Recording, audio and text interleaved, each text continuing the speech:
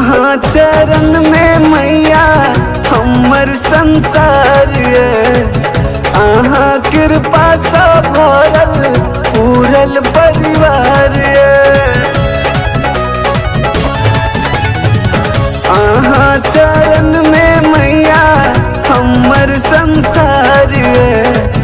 आहाँ कृपा सा भरल पूरल परिवार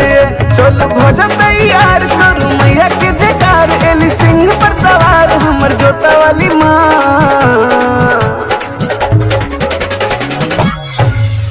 धूप दीप लकायल छी